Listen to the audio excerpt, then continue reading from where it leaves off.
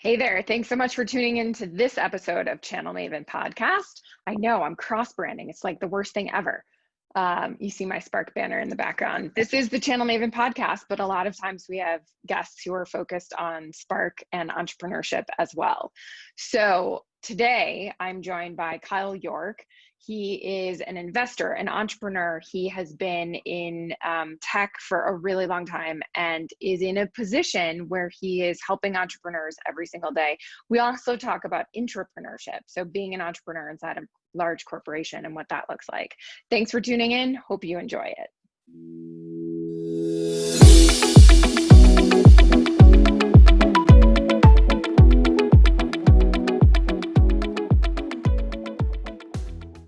Hey there, this is Heather K. Margolis with Channel Maven Podcast. Thanks so much for tuning in. Today, I am joined by Kyle York, the founding member of York IE. There's a little bit of a backstory that involves Spark Your Channel, so I will let Kyle introduce himself. Kyle, thanks for joining. Oh, thank you so much for having me, Heather. So I'm Kyle York. I'm CEO, co-founder, and managing partner of York IE. We're a hybrid advisory, investment, and operational growth firm. Those are a lot of words to basically say we're trying to create a new school model to help entrepreneurs build, scale, and eventually monetize their asset to make a real dent and impact on the world. We do that through investing in startups, advising in startups, consulting with startups, and we're also building our own SaaS platform for market and competitive intelligence of private companies to help accelerate these startups. So we've got a lot of experience. We'll talk about that today, and go to market and growth and financing and fundraising. We're excited to talk to your audience. Awesome. Well, and anyone who's listening, who's a solution provider or maybe a vendor who has the entrepreneurial spirit inside their corporation knows all of those things you just mentioned are the tip of the iceberg on things that entrepreneurs need to be thinking about 24/7. Like, there is no vacation, there is no falling asleep. You still wake up thinking about exactly what you have been processing. So let's talk a little bit about entrepreneurship in general and all of the things, if somebody's thinking about being an entrepreneur, that they should keep in mind, and all of the things that current entrepreneurs who are maybe stressed by. We're in a little bit of, Yep.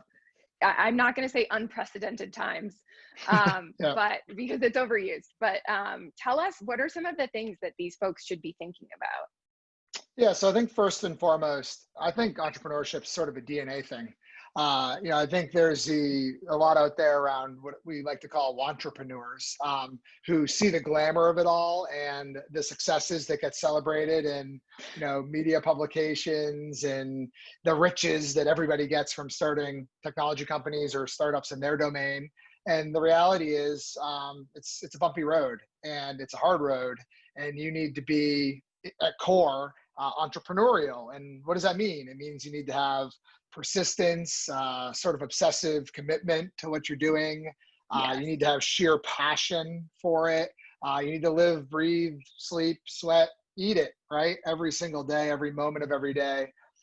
The most successful people I've ever met, whether they're starting their own company or working in a huge, Fortune 100, the reason they're good at what they do is because they go all in on what they do, and they find some intrinsic ownership in the company they work for, the products they're building or selling or marketing or supporting. Right. They find that ownership. And I think that's really, at the end of the day, what it means to be an entrepreneur. People right now, I think, I like to talk of this as there's always macro and micro crises that hit companies, for-profits, nonprofits as well. Right. There's issues that hit. So, macro could be anything from the COVID pandemic to the current racial inequality, all the way back to, 9/11, back to dot-com bubble, back into recessions, 30, 40 years ago. There's always something macro that hits businesses that are just hitting the economy, and 2008 financial crisis that just happened, right? And then there's micro crises that hit you every day that for many businesses might even be worse, right? It's a key talent left, an outage to your software, cloud solution. Could be a recruit that left you at the altar. It could be a major customer or prospect that you didn't get over the finish line Sometimes these micro crises in the moment, the month, the quarter, the week, the day, actually could be more painful to you. The other thing I'd say is, although it's unprecedented times, not for every industry. And I think sometimes we like to just take a big paintbrush to the broad statements and don't look at certain industries that are actually booming. The software, public software stocks, for example, where I spend my domain, are up 20% year to date, while the rest of the S&P is down or flat. So I think you got to be cautious there to overplay it as well. So again, I think that's just the macro and the micro is something I'd encourage people to think about. And you can really only navigate either if you have the entrepreneurial DNA. So make sure you really want to be an entrepreneur before you do it. Right. And it's so interesting that you say that. I've for years said, I'm a fourth generation entrepreneur, and people say, so it really is. I think about every day what it was like to watch my father start a business and the ups and the downs. And certainly at, 13, 14 years old, you don't totally get what's going on. But there have been so many times throughout my journey where I'm like, oh, that's why. And not to say that you have to come from a long line of entrepreneurs, but you genuinely have to have shown some of those attributes throughout your life, and that you didn't just work the corporate job and do the 9 to 5 every day and then one day say, yeah, I guess I'll start something. You touched on, but I would like to dive into a little bit more. A lot of our listeners work for very large high-tech companies, and yet so many of them that I know are very entrepreneurial within their organization. Can you talk a little bit about your experience? You did that very same thing within a tech company. Yeah, so I will, but I think I wanted to also get to the point you just made around growing up, in a multi-generational sort of bunch of entrepreneurs. I also grew up not just in entrepreneurial environments, but also in family business. So I think there's a lot of there's the entrepreneurial DNA, but there's also the business pragmatism that comes from, the local retail shop that my parents ran for sporting goods for 45 years. And, growing up, probably underage, screen printing T-shirts and, selling people, socks over the counter and, heat transferring hats. So I think the DNA thing on the entrepreneurial thing, but as well as the business pragmatism that comes from being in small business, is something I just think that's lost when you're maybe corporate ladder climbing along the way. So as it relates, a big part of my journey, for audience who doesn't know, I helped build a company in New Hampshire called Dyn. We were a domain name system internet infrastructure company. Our basically core technology connected domain names to the computers, the servers that existed behind those web properties. And in 2016, we were acquired by Oracle for a handsome sum. And I ended up spending about 3 years as a VP of product strategy and a GM inside Oracle, which couldn't have been different than the 15-person all engineering startup I joined 2008 to be its first executive for go-to-market. One thing I realized was I couldn't conform, the moment I walked in the door, that my value and my expertise and my experience made me actually a unique butterfly inside that organization, and an organization of 150,000 people. And instead of trying to be something I wasn't, be me, right? And I think what you end up having, it's a very unique, to get acquired and then to stay and be in a company like that. It's a unique, hiring, right? Into a company. I think people who are also inside these corporations can be change agents and can be entrepreneurs, intrapreneurs. But honestly, it is pretty hard because a lot of inertia, can exist. A lot of processes, hierarchies can exist. We used to call a lot of the people, I'm sorry if any are listening at Oracle, we used to call them corporate survivors. You could tell the difference between the haves and the have-nots, between the corporate survivors, who are kind of just like trying to protect their job and collect their RSUs and get paid bank annually, from the ones who wanted to rebel rouse and really try to take the company to the next level. And Oracle's very clearly in a big cloud transformation, moving from the database licensed software business into the cloud. So, we would gravitate and find, inside our 3 years, the people who looked, felt, acted more like us, and kind of run and duck and Right. hide from anybody else. And you can kind of, when you are an entrepreneur and you do have that DNA, both sides can sniff out each other. And what's kind of cool about it is, now that I'm building my kind of investment firm and advisory firm for startups, the amount of corporate people inside Oracle, as well as other major, top 10 tech company talents, are reaching out now. The entrepreneur track Right. people, the entrepreneurs, saying, hey, a couple of us have been thinking about this idea, or hey, have you studied this market before? What do you think the gaps are? And they're coming at it from obviously their day job perspective, but also, you can see they're thinking and their wheels are turning to potentially start something new. Constantly. It's so funny that you mentioned Oracle, and I know that's your experience. They're new. They have a new exec VP in charge of cloud, who's a very dear friend who worked in the channel. And Ross is an entrepreneur. Right. Founded a company and then moved into a channel role after working with channel organizations for so long. But he absolutely brings that entrepreneurial spirit, and to the point where he's like sending me cool stuff that they're doing for us to publicize. Like, what exec VP is taking their time? Don't they have someone who does that?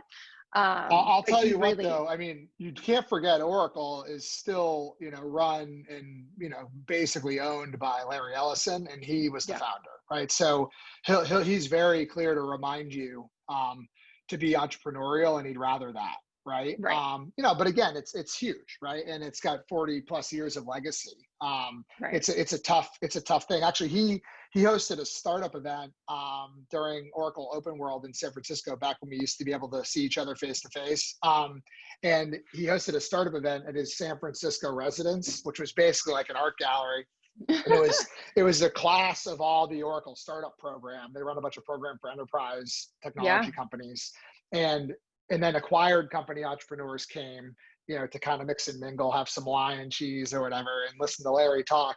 And I actually talked to him there, and I asked him, it was right after our acquisition, maybe a few months later. I basically asked him, I said, what advice would you give me, being an entrepreneur who's here, and Right. I want to learn, I want to have a great experience here. I actually just posted this on LinkedIn last week. You should check it out. But I basically said, I really learned a lot, and I, in hindsight, really enjoyed it. There might have been days I couldn't stand, but in hindsight, really got a lot out of it.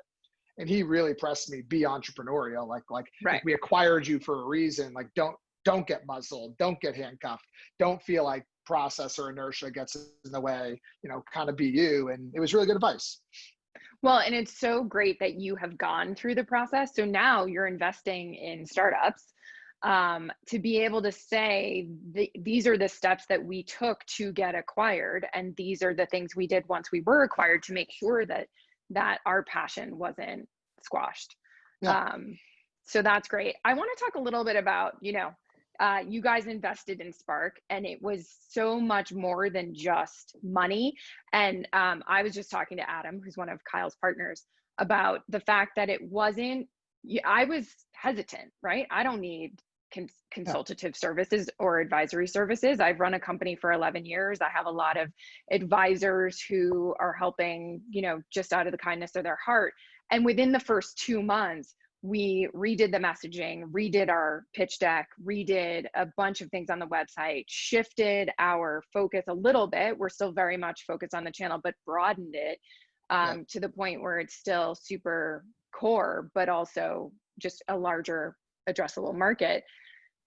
Not everyone's doing that. And a lot of companies would say they invest in businesses and give those advisory services, but I didn't experience that, at least. Tell us a little bit more about why that was so important to you. Well, first off, I don't traditionally like venture capitalists. So one thing that kept happening to me throughout my career was, first of all, Dine didn't raise money for a long time. We bootstrapped our business to about 30 million of annual recurring revenue. And in doing that, we sort of did things our way.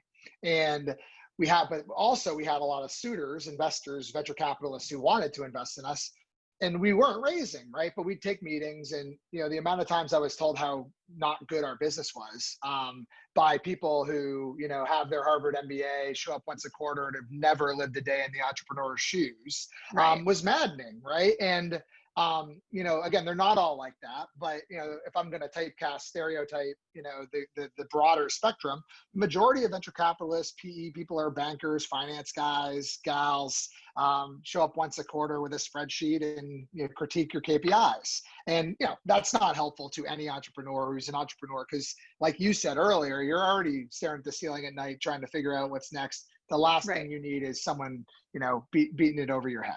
So a big part about what I wanted to do is I wanted to be an operator and an investor. And the challenge was that those are divergent decision-making processes. There's no place I can go join as an operator and be both, right? Yeah. So it was either go become a managing partner at a venture firm, or go join a tech company, or start one and pick one. So for me, it was really York IE gave us the opportunity and the potential to just build the company that we wanted to build, and not in anybody else's definition of what it is. So, it's a little bit venture firm, it's a little bit private equity from a finance perspective, it's a little bit investment bank from a finance perspective, it's a little bit PR firm, marketing agency, business consultancy from a sort of services perspective. It's a little bit analyst firm, Gartner, Forrester, Serious Decisions, IBC, from a product market strategy perspective. And on the baseline of all of it, we're actually building our own SaaS platform for marketing competitive intelligence to power the investments business and to power the advisory consulting business. And we can work with entrepreneurs super flexibly on, is it capital you need actually? Is it resources more than anything else? Is it time? Is it experience? Is it our network? And again, a lot of firms say this, but in reality, they don't, I think, have the energy, drive, and complementary skill sets and structure that me and my partners have. I was a classic VP of sales, marketing. I became a chief revenue officer, then became strategy and GM. Adam, who you just mentioned earlier, Adam Coughlin, my co-founder, he was a journalist. I mean, I can remember after school when we graduated from college, he went to Richmond. I went to Bentley outside Boston. He moved to China. He was a journalist for the China Daily. Imagine that, the only English-speaking paper in all of China. So storytelling. And then he came into Dine and was our first head of corporate comms. So AR, PR, social, blogs, content. Joe, who you've also met, Joe Rask, our managing partner, he was our first and only, he was our first head of FP&A and our first and only head of corporate development and business development strategy. So these are very different. You got the quant, you got the storyteller, you got the hardcore kind of business guy, and we complement each other. And the teams around us, we're investing in. We've got a 10-person team. We've probably got somewhere in the neighborhood of 15 contractors and freelancers helping us. We've got 5, some going on 6 summer interns. And I'm investing in that management and operating company. I'm not taking VC. I'm investing in that infrastructure because to me, that hedges our investment and helps our entrepreneurs hopefully build the company of their dreams. And I just think it's a very different model. And it's a very different model in practice because I think a lot of VCs like to call themselves value add. They're not. And last thing I'll say, and you're a good example of this, we like to work with either technical entrepreneurs or subject matter expert entrepreneurs. These people don't tend to be SaaS experts necessarily, or recurring revenue business model experts necessarily, or fundraisers necessarily, or heads of sales or heads of finance necessarily. They're entrepreneurs who know their domain area and are building a solution or a product or a platform or IP that's unique to them. Well, those people certainly need complementary parts as well. And I will say, as someone that you have invested in, yes, I mean, I built an agency. It's very successful. It's 11 years old. We're in a very specific niche. I don't know as much about SaaS. And initially, I think there's this, I worked in VC as on an administrative marketing level before business school. And there was always this, like, don't let them see your weaknesses. Like, they've invested in you, you now need to put up a good front. And the ability to go to Adam and say, I really can't decide, like, is this the right thing we should do around our messaging and content, or is this? is so helpful and takes so much of that pressure off. Again, if you aren't born to be an entrepreneur, you Right. probably shouldn't. But But listen, we take a hat off, right? When we look at an opportunity before we get involved, whether it's getting involved through investing, getting involved through boards or advisory, or getting involved through consulting, we evaluate the opportunity, the people, the market, the go-to-market plans, the product platform right. capability. And we evaluate that with the lens, like a really tough lens, right? I want to be honest, up front, Oh, I know. I was prospecting sweating. in the funnel. The moment we are involved though, and we're in the tent together, like it's literally like, hey, forget like all those other relationships and our, the capital in you or the time in you or what have you. Like we're now an extension of your operating team. Tell us Yes. the truth. And I think that meeting for me is the one that that brings to light the value the most, right? So like it's literally the first meeting after the checks in the bank or after the MSAs signed for consulting, where we're like, hey, everything we talked about before was the rose-colored view. Tell Yeah. us the truth. And what happens there is it uncovers the areas where they need help. Now, Right. hopefully those areas fit into our team's complementary parts and skill sets. But if not, we're going to open up the network and say, okay, you need to go try to hire a finance person, or geez, your big problem's recruiting. You need to go make sure you work with this firm, or like, so it's not self-serving. It's really more of a rising tides lifts all ship model. Absolutely. Let's talk a little bit about investing right now. If anyone who's listening is an entrepreneur, they're thinking of starting something, are companies like yours and others investing, or are things sort of on hold where, middle of June, we've been indoors for 3.5 months, although not indoors now. Now we can go out, but we haven't been going to offices. What are things looking like? So I'd say right when this hit, early mid-March through April, it was very, very quiet from the sort of inbound deal flow and entrepreneurs reaching out to VCs or VCs reaching out to entrepreneurs or investors. I think their reality is it's because entrepreneurs were kind of like, kind of like conserving, and we told our entrepreneurs like focus on the next 90 to 120 days, Yeah. focus on like execution from a day-to-day perspective, but also from a financial modeling. Both get real about your top line revenue estimations, get real about your expense planning, but then also use the time to be super strategic and think about the things that you weren't prioritizing before, because there was Right. going to be a constraining and a slowdown, right? And so that kind of happened for March, mid-March through the end of April. And all of a sudden, I think everybody said, oh, this working from Zoom isn't as hard or as bad as I thought. The sky isn't falling from a business professional level, even though the world around us, sometimes it's hard to Right.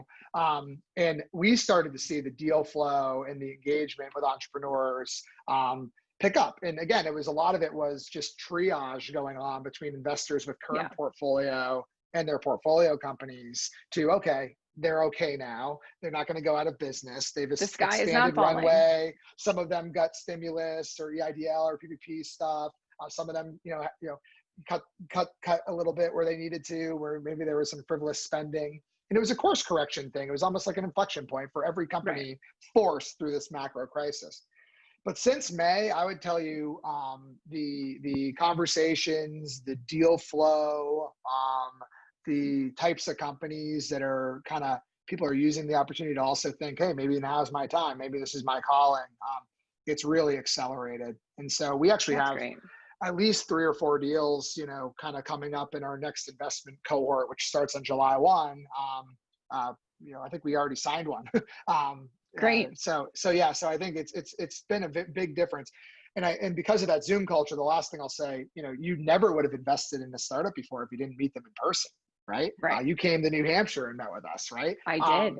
The reality is, heck, if you get used to it, you're gonna not meet everybody, and that's okay. I think you can get to know people pretty well. I've found myself doing way more background checking than I ever have.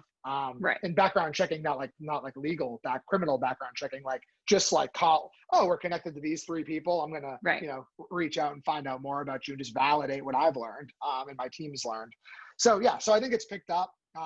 But it's also, there's never a better time to start a company and innovate than in a down economy, down market. So I would I encourage started people. Channel Maven in 2009, February of Yep. 2009.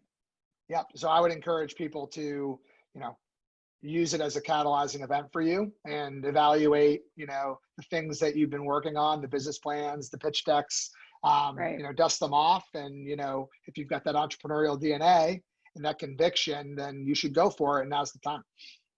Well, and it certainly helps, like with Spark, that we are a platform that focuses on video. Like if people were on the fence as to whether or not video was important 6 months ago, there's no question now. So Well, and I certainly think if it's the other something thing that works is in a, what I love about Spark, is at core, you're humanizing and accelerating the channel and the sales forces to enable them. And I think, yeah, there's never one thing I always talk about, even just with startups, it's like focus on go to market way earlier than you think you should. And because the reason for that is most companies are product solution out, not market in. We write about this on our blog at york.ie, like it's ad nauseum, right? It's like market in, market in, market in, right. market in. Market in means evaluating opportunities in the market around you and doing go to market as soon as you possibly can to validate the product out approach. They end up meeting in the middle, but I think that's what I really like about Spark from an investment and an opportunity perspective for your customers, is that it really kind of humanizes a lot of the enablement processes for both the channel and the sales forces that, otherwise is challenging, especially for companies of scale who will become your customers. Absolutely. And why things like this are so much more important as well. So thank you so much for joining. One thing I do want to plug for you, your newsletter is amazing. I mean, obviously he was a journalist first. I thought Adam. You were going to talk about shoes too, but that's cool too. I have my shoes. So Kyle's family owns York Athletics. They are maybe the most comfortable shoes I've worn. They're soft on the, so I'm a big no sock person. Yeah, me too. Yeah. And they're so soft on the inside. I absolutely love them. And now I've been doing a ton of calls while walking around the neighborhood. So right now I don't know when this is going up, but they're for the whole month of June and July, there's a $99 sale too. So I would give a coupon code, but you'll get a better deal if you just buy them at the current prices. But the newsletter put out by Adam, my partner for York IE, every Thursday morning. We don't inundate you or overwhelm you. We do our deal of the week, our transaction of the week in the tech space. We put out some thoughts on market trends and different things going on. It's quick hitter, but I think it's inspiring. And the shoes, they're amazing. So check them out. Absolutely. Kyle, thank you so much for your time and for joining. Have an awesome weekend, and we'll talk to you all soon. Thanks, everybody. Awesome. Thank you.